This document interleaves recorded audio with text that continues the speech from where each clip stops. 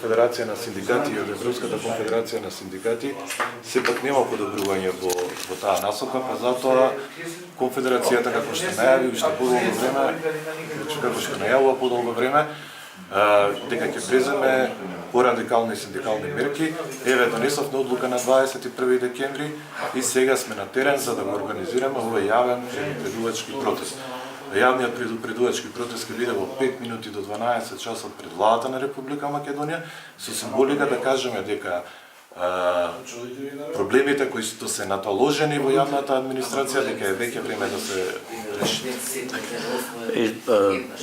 Едно од поголемите барања на вашиот предупредувачки протест е и усогласувањето со минималната плата, односно на платите на работените во јавната администрација и управата. Така, ние и на дебатите ја поддржавме покачувањето на минималната плата сега во синдикат, но укажавме на потребата на усогласувањето на платите во јавниот сектор, затоа што ќе дојде до правување на носителите на дејност на најниските позиции.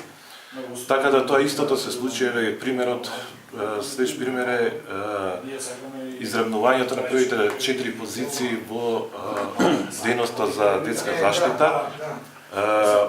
но очигледно дека некој од надлежните органи нема слух за нашите барања, што истото ние го бараме согласно Законот за работни односи, каде што економско-социјалниот совет е местото каде што треба да се решаваат тие проблеми и да се направи согласување на платите согласно во јавниот сектор согласно минималната плата.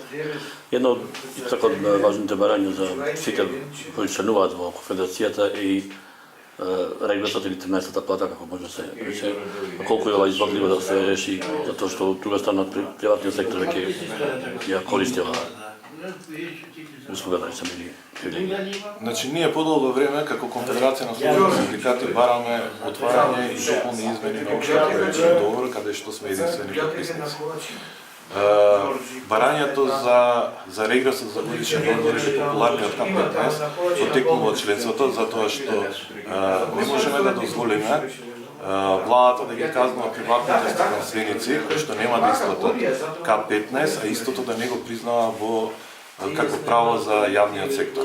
Исто така во нашите барања е наведено дека бараме да се стави одредба во општиот колективен договор, дека секоја влада во иднина ќе има обврска да седне да ги усогласува платите во јавниот сектор со репрезентативните синдикати, исто како што се усогласуваат пензиите или минималната плата.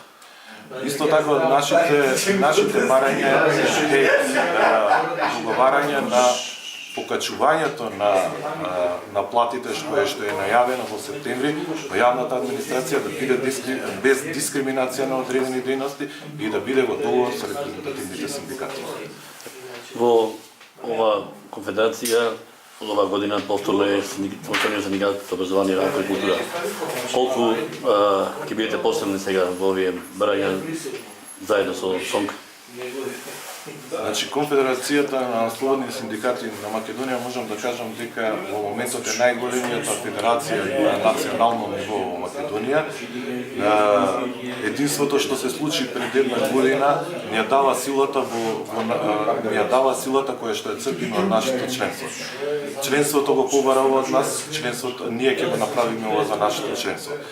Мислам дека имаме сила, имаме можност за едно по-храбро и по-силно синдикално движење во Македонија. И треба да го искористиме тоа како единствен синдикат, можам да кажам, во Македонија, кој што во моментот може да го подигне гласот за остварување на подобар живот и подобар стандард. И уште едно прашање, што очекувате од 17 јануари, од 5 до 12?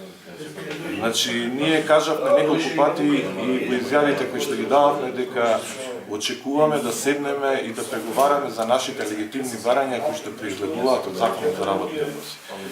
Очекуваме дека ќе бидеме повикани претходно, но очигледно молкот покажува нешто друго.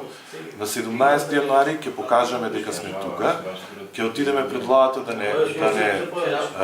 да почувствуваат дека синдикатот во Македонија постои, а понатамошните легитимни синдикални мерки ќе ги договориме потоа во договор со целото членство на конфедерацијата. Планот Б, или што ако и тоа што се случи ништо? Значи, мерките ќе се радикализираат. Од ден на ден мерките ќе стануваат се порадикално. Добро.